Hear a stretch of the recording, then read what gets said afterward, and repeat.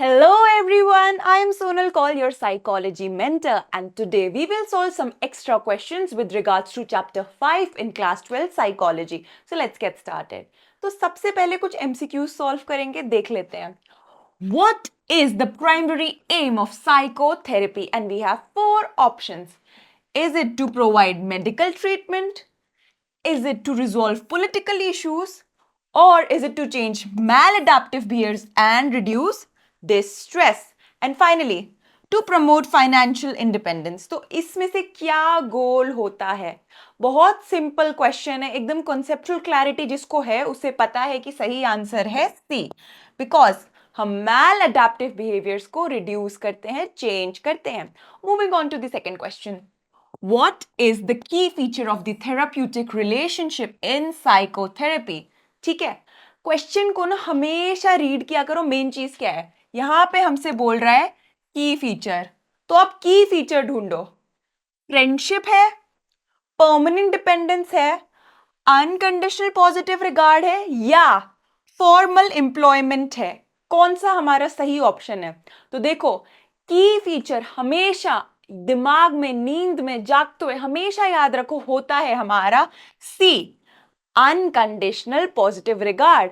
जहां पे जो थेरेपिस्ट है वो बिल्कुल भी जज नहीं करता है, एकदम ऐसा एनवायरनमेंट देता है जहां पे जो क्लाइंट होगा बहुत ही कंफर्टेबल होगा अपने प्रॉब्लम्स बताने को.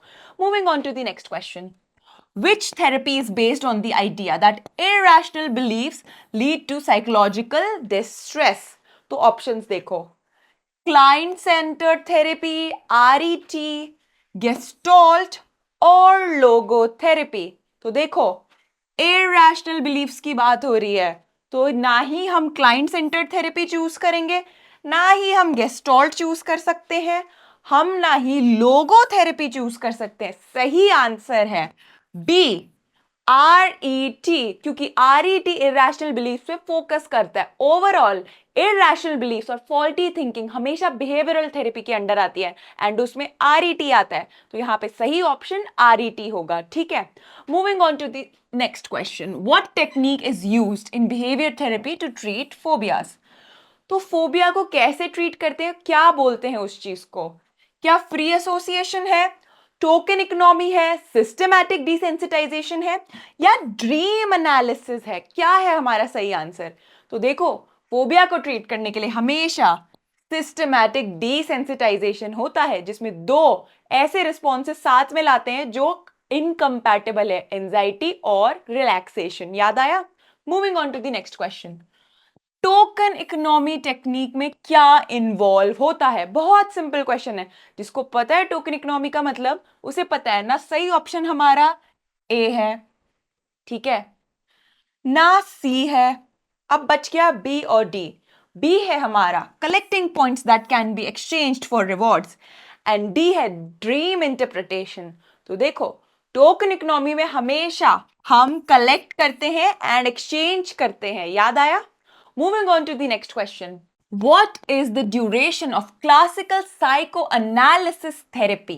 तो देखो, साइको एनालिसिस बहुत लंबा प्रोसीजर होता है, तो 2 to 3 weeks में नहीं होगा, 1 session में भी कभी नहीं हो सकता, few months में भी नहीं होगा. तो सही ऑप्शन क्या है? सी, several years लगते हैं ठीक होने में through this technique. Moving on to the next question. In client-centered therapy, the therapist must provide, and हमारे पास options है, punishment, diagnostic labels, warmth, empathy, and unconditional positive regard, और religious guidance. सही option क्या है? तो देखो, सही ऑप्शन, बहुत सिंपल क्वेश्चन है, हमारा सी है. क्योंकि क्लाइंट सेंटर्ड में हम हमेशा क्लाइंट को एम्पैथी देंगे, वार्म फील कर पाएंगे और एक ऐसा ऑरा देंगे, यानी एक ऐसा अनकंडीशनल पॉजिटिव रिगार्ड होगा जो किसी कंडीशंस पे बेस नहीं है. हम उनको बिल्कुल जज नहीं करते, no matter what. Next question. Which therapy combines both cognitive and behavioral approaches? अरे बहुत सिंपल क्वेश्चन है, ऑप्शंस ना भी दो तो आपको पता है सही आंसर क्या है.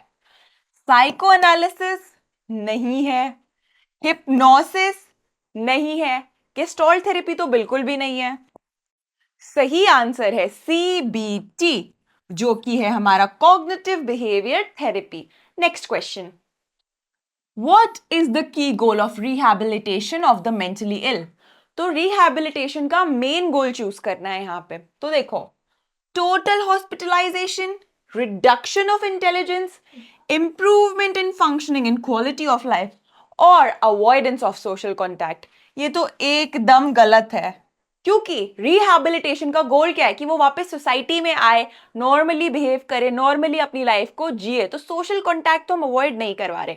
अब देखो, हॉस्पिटलाइजेशन भी नहीं है, इंटेलिजेंस हम रिड्यूस तो बिल्कुल नहीं कर रहे, उनकी बढ़ा रहे हैं। तो सही ऑप्शन है C, improvement in functioning and quality of life. ये हमारा मेन गोल होता है। Next question, what technique is used to reduce anxiety in behaviour therapy? Behaviour therapy जब कंडक्ट होती है तो एक टेक्निक यूज होती है, वो बताओ कौन सी है? मेडिटेशन और electroconvulsive therapy, progressive muscular relaxation या हिप्नोटिक रिग्रेशन? तो देखो, हिप्नोटिक रिग्रेशन तो आपने पढ़ा भी नहीं है, तो ये तो बिल्कुल आपका आंसर नहीं है, कंफ्यूज करने के लिए है।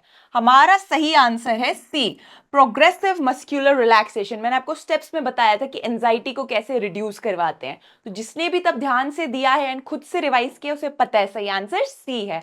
Moving on to the next question, what is the term used for the emotional release during initial sessions of psychotherapy? Initially जब सामने वाला अपना एक आउटलेट बनाता है, कुछ बोलता है, उसे क्या कहते हैं?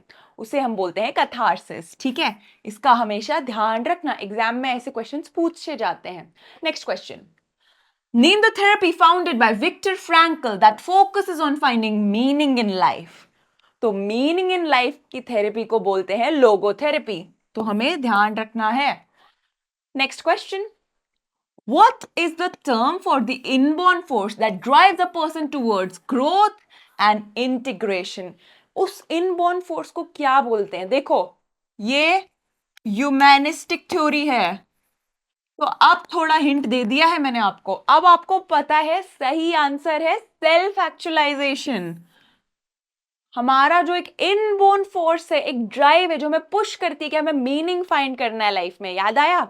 Then next question, what type of learning involves observing others to acquire behaviour? दूसरों को एब्जॉर्ब करके हम कैसे नया कुछ सीखते हैं, उसे कहते हैं वाइकेरियस लर्निंग। ये हमने पढ़ा था सोशल लर्निंग बाय बैंडूरा में।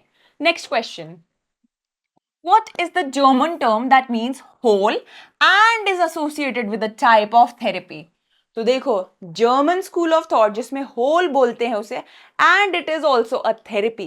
तो हमारा सही आंसर है गेस्टॉल्ट। ऐसे ना शॉर्टकट याद रखो, गेस्टॉल्ट जी से है, जर्मन जी से है, G for German, G for gestalt. तो जहां भी होल बोलते हैं ना, गेस्टॉल्ट का मीनिंग ही होता है होल या होलिस्टिक। तो बहुत सिंपल क्वेश्चन है, 11th क्लास में भी पढ़ा है हमने। What is the clinical formulation in psychotherapy and why is it important? तो चलो, अब एक शॉर्ट क्वेश्चन है, अब यहाँ पे आंसर देखो कैसे हम आंसर करेंगे। सबसे पहले हम बताएंगे क्लिनिकल फॉर्मुलेशन का मतलब, एंड अगर आप अपने आंसर को ऐसे अंडरलाइन करते हो, डबल अंडरलाइन करते हो मेन हेडिंग को, तो आंसर बहुत अच्छा लगता है। मैं बहुत रीइटरेट करती हूँ और ये मैं करती रहूंगी, ताकि जिसकी हैबिट नहीं है वो इसे हैबिट बना ले। तो अब देखो, हमने यहाँ पे क्लिनिकल फॉर्मुलेशन को अच्छे से बताया। ठीक है, यहाँ पे हम बताते हैं कि जो हमारा थेरेपिस्ट है वो क्लाइंट को अच्छे से एम्पैथी देगा, वार्मथ देगा एंड उसको अंडरस्टैंड करेगा। ठीक है, ताकि वो अपनी प्रॉब्लम्स को डिस्कस करे। फिर हम बताएंगे कि इससे क्या हेल्प होती है, तो एक एक करके हम बताएंगे कि उसका डिस्ट्रेस जो है, हम उसकी इंप्लीकेशन समझेंगे। देन हम बताएंगे कि हम आइडेंटिफाई करेंगे कि क्या एरियाज है जिन पे हमें वर्क करना है क्लाइंट के। Then we can tell appropriate techniques जो कि हम यूज करेंगे based on the type of problem they are talking about. Then it is essential before starting therapy and involves as therapy progresses. तो हमने बताया कि ये इंपॉर्टेंट क्यों है क्लिनिकल फॉर्मुलेशन। ठीक है, next question, what is the principle of reciprocal inhibition in systematic desensitization? हमें पता है फोबियाज को रिमूव करने के लिए ये यूज होता है। तो अब देखो हम क्या बताएंगे। सबसे पहले प्रिंसिपल ऑफ रेसिप्रोकल इनहिबिशन क्या होता है कि दो ऑपोजिंग फोर्सेस साथ में काम नहीं कर सकते, जैसे एंजाइटी और रिलैक्सेशन। तो देखो, हम बोलेंगे सबसे पहले रेसिप्रोकल इनहिबिशन को हाईलाइट या डबल हाईलाइट करेंगे अपने आंसर में जब हम लिखेंगे, एंड फिर बताएंगे वो एक प्रिंसिपल है जहां पे two opposing forces like anxiety और रिलैक्सेशन और एंजाइटी और happiness can not go hand in hand. ठीक है, फिर हम बताएंगे कि the client is trained in relaxation and then gradually expose to anxiety provoking stimulus. हम ये सब करते हैं, रिलैक्स करवाते हैं उनको, फिर हम तो स्टेप बाय स्टेप उनको लेकर जाते हैं उसके पास, ठीक है। तो हमें ये अपने आंसर में अच्छे से कवर करना है। Next question, what is meant by dysfunctional cognitive structures in cognitive therapy? तो याद करो बेक की थ्योरी में हमने ये पढ़ा है, तो वही चीज हमें बतानी है यहाँ पे। तो हम सबसे पहले इसे मार्क कर लेंगे, डबल हाईलाइट किया, ठीक है, अपने आंसर कॉपी में।